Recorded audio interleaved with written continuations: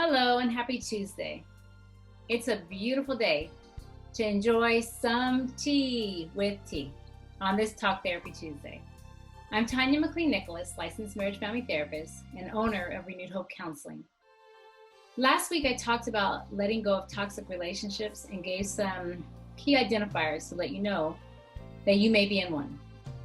I realized that just telling someone to let go of anything is not that easy because it's hard to let go of people, places, or things that we're attached to.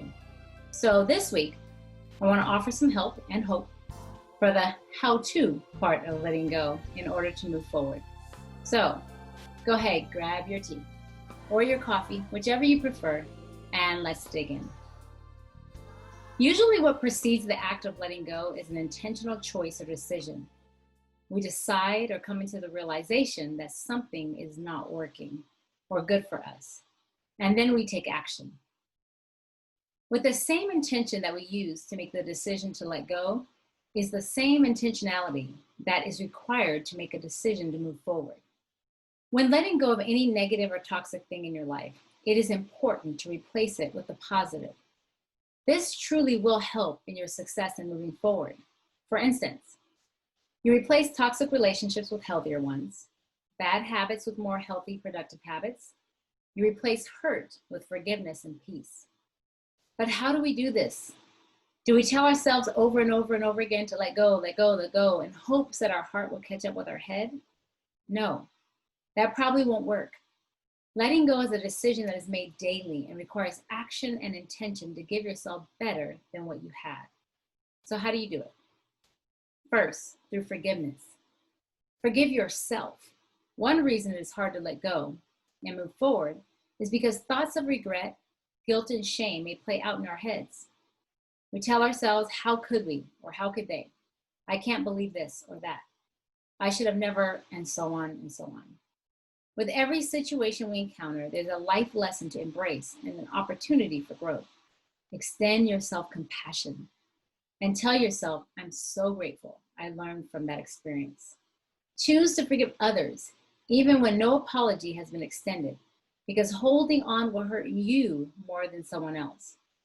So one strategy is to write a forgiveness letter to yourself and to anyone or anything else that is involved in the letting go process.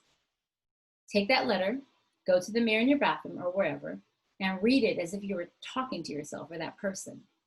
And once you're done, take a breath and choose that day to be done. Now, this exercise may need to be repeated as many times as needed to let go. Second, create distance or boundaries, as we therapists love to say. This may look different for everyone. Distancing yourself from people, places, or things that may be connected to the toxicity that you're trying to let go of.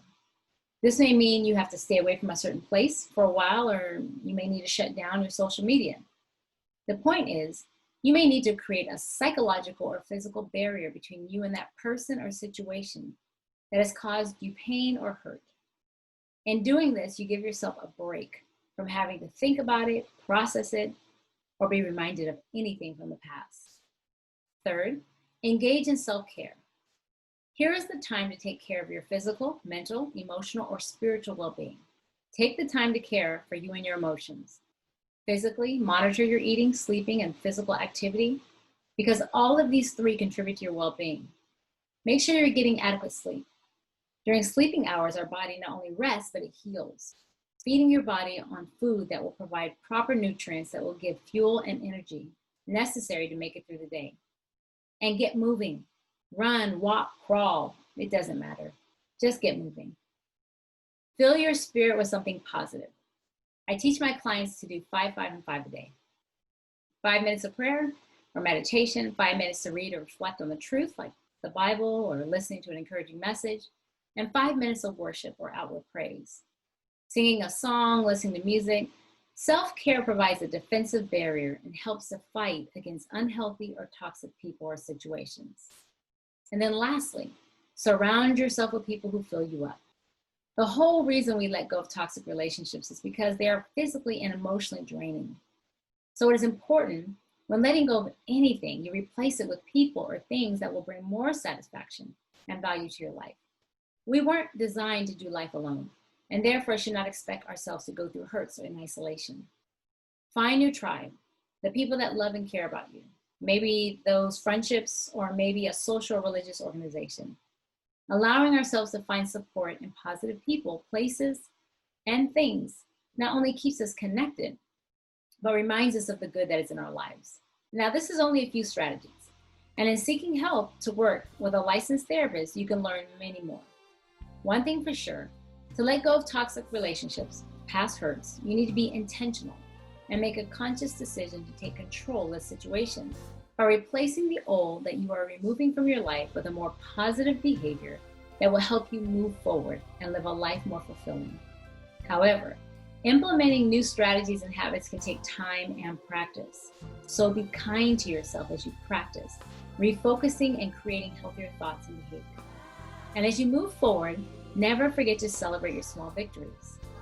Well, that's it for today. I hope you enjoyed your tea with tea on this Talk Therapy Tuesday.